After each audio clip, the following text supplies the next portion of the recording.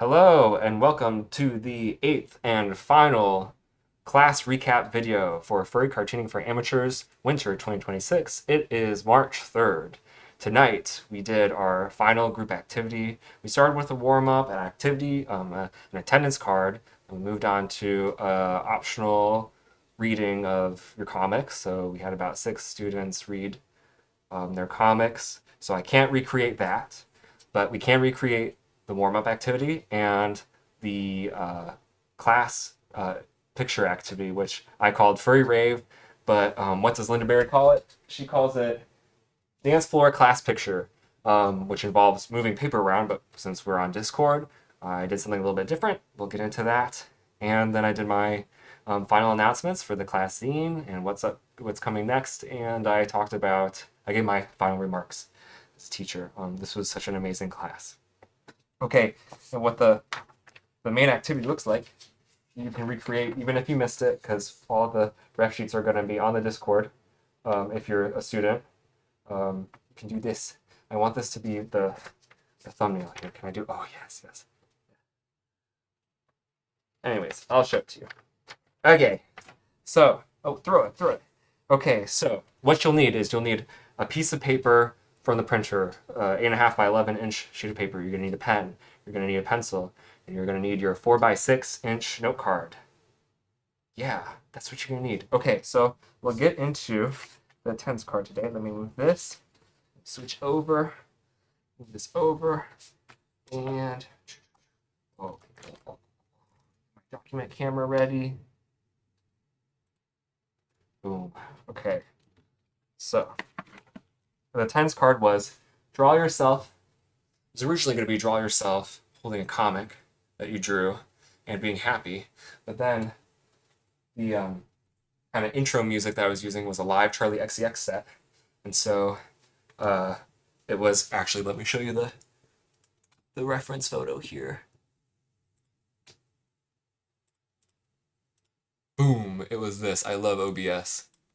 So I paused it and I was like, wait, that's perfect for the attendance card. So draw yourself as Charli XCX, but also holding a comic that you made and draw yourself real happy. So that's the prompt. Draw your persona there, doing that, having a good time.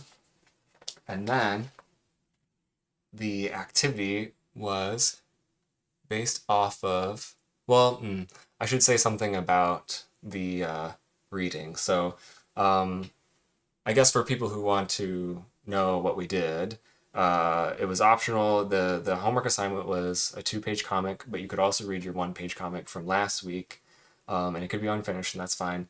And you could put it in a PowerPoint format, or you could just scroll through, like as a picture, share your screen, scroll through, or you could just use your phone camera and point and read, and that was fine too. So that's what we did. What else do I want to say about that?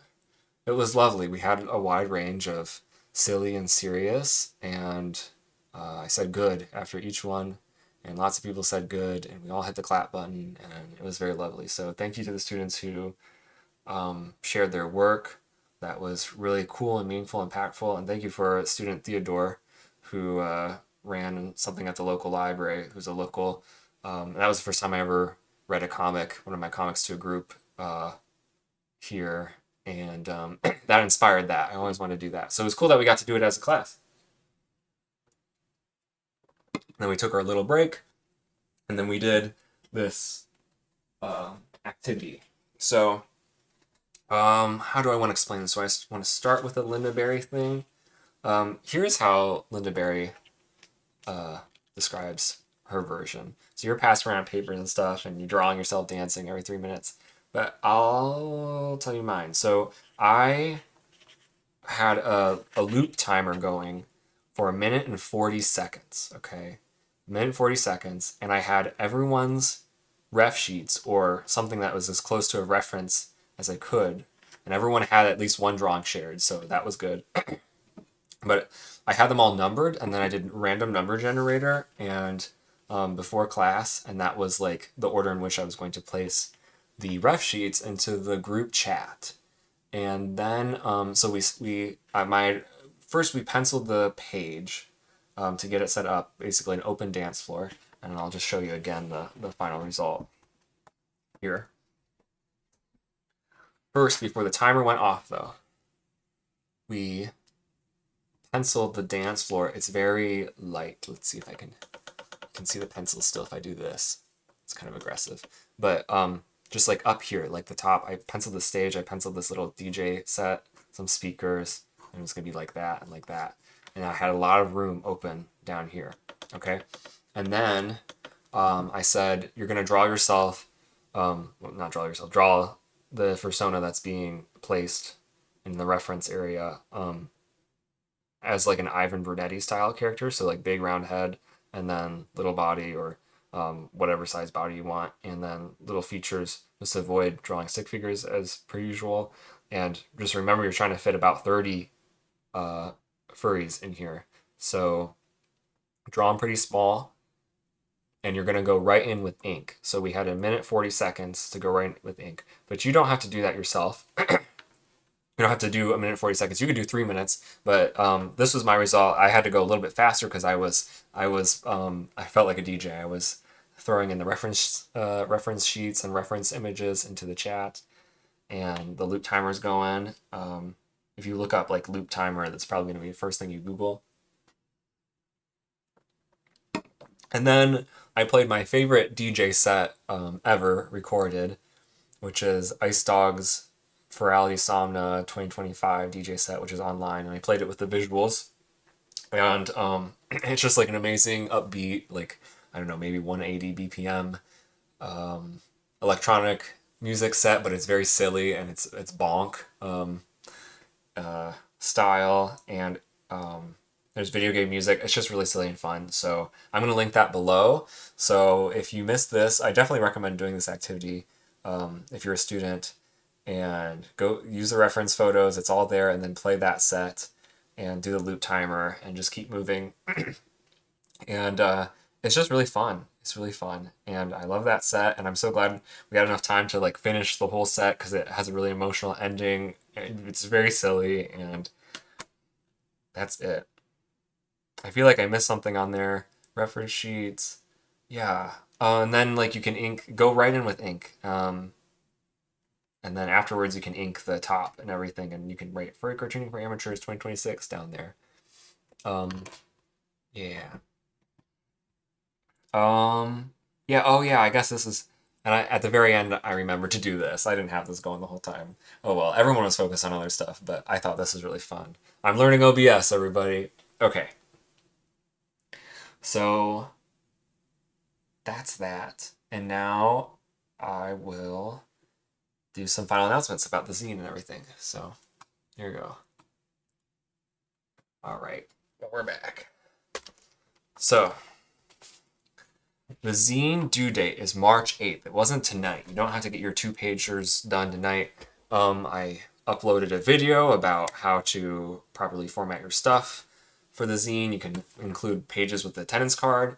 If you really need help with formatting stuff, you can go into the zine help channel on Discord, and otherwise you can ask me if you really need to, and I can try helping you format it, but I might not have enough time to help everybody. So hopefully people can help each other. And it can be full color. It's a full color zine. All this stuff is in the guidance that I put together, and then I let us democratically decide some of the stuff about the guidelines on how to submit the zine. So that's the zine stuff. Anything else? March 8th, you can ask for an extension if you want to. Sunday, March 8th, you can ask for an extension if you want to. People have already done that. Okay. So I have no plans to destroy this Discord or deposit or in any way. So don't worry about that. Please submit your submissions by Sunday, March 8th, or I said that. You're also welcome to post now. I asked my students, right, if you're not a student watching this, but you're welcome to post any of your stuff that you've drawn during the class online now. I recommended that you don't do that just so it didn't affect your relationship to the drawings, but now you're welcome to do so. I don't recommend it, or I'm not opposed for it, and I don't recommend it either. Do whatever you want. I'm sure it'll be fun to post if you want to post them. you're welcome to use the class link if you're like, oh, this class is so good, you should take this class next time. Um, I'll get into that later. But that would be cool. But you don't have to do that either. Um, so just remember, if you want to do it in like a time-based forum like Instagram or Tumblr or Blue Sky especially, please consider spacing out the posting. That's something that Outside Wolves said in his guest lecture, which is online now. Yay, go see his guest lecture. Just make sure it's spaced out, so just so people can see it, like all the different good stuff that you made. And just know that, I've posted Lindenberry results of Lindenberry activities plenty of times, and it's hard to capture the story and the ethos and the constraints of it. So that stinks. It just stinks. I'll just say that. You can try to capture it, especially in the places where it limits text. It's hard. But you don't have any control over how people respond or react to your drawings. So think about that, but also think about like the qualitative difference of sitting next to a friend and showing the drawings and talking about it and seeing their reaction, or sending it directly to a friend even digitally. Think about those things and how social media and such, while it helps you connect with people all over, it also flattens the experience. So there's like pros and cons. Um, so and Outside Wolves said again, which I like this a lot, the posting philosophy of the early 2000s, which was when you post, you bring like-minded people towards you. So think about that. Please don't let like any kind of social media numbers affect your own love for your drawings. Please be compassionate with your drawings still, and it's a great place to practice compassion. So just think about that. Okay, my current plan right now, you heard it here first, is to do kind of a one-day intensive workshop in the summer that might last all day, like a whole day summer version of this, but like pared down because it's just going to be one day. I didn't say this tonight, but it would be like over Zoom with like, it could be like a lot of people. It could be over 100 people if that's how many sign up. So like that kind of version of some kind of teaching, like with this ethos. In the spring, I'll take a break, and then in the fall, furry cartooning for amateurs will be back in some form. So I want to teach this class again in the fall. I have linked a feedback survey and announcements. Please fill out the feedback survey, even if you only did a few classes or got to do a few homeworks, especially actually if you only participated a little bit. I would love to hear what worked for you, what didn't work for you. There's places to gush, and like places where I'm like, hey, would you give would you recommend this, blah, blah, blah, can I use that? But everything else is just for me and for me to make this class better. So please fill that out. That'd be so great. I want to teach this for years to come. Yeah, I want to know what worked and what didn't work for you. So don't hold back. I would love any feedback that you have.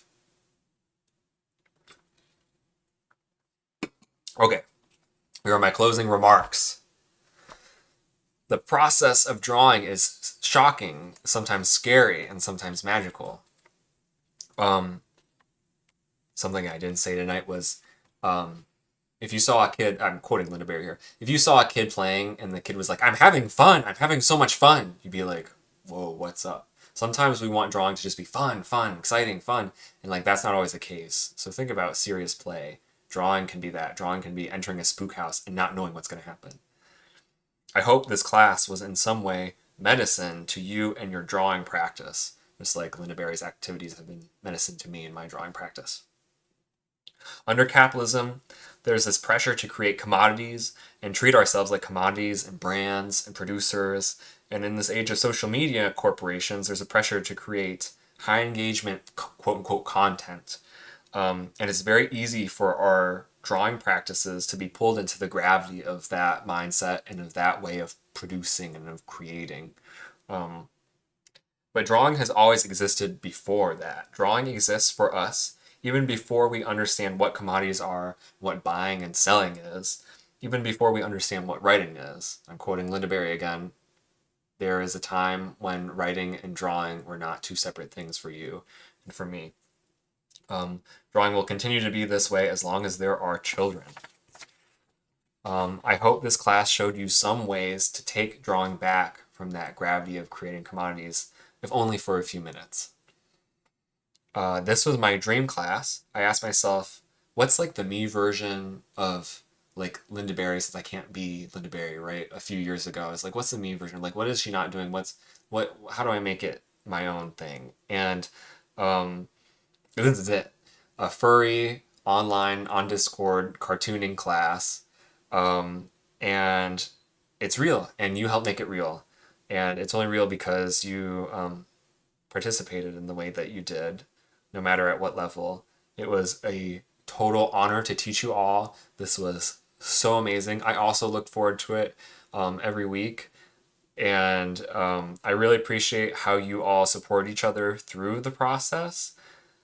I wasn't expecting that level of like support for each other, and I want to say that cartooning really is a secondary art form for me. My primary art form, I think, is creating drawing situations, and that requires other people who are like willing to trust me and who are also kind to each other. And y'all were exceptionally kind to each other.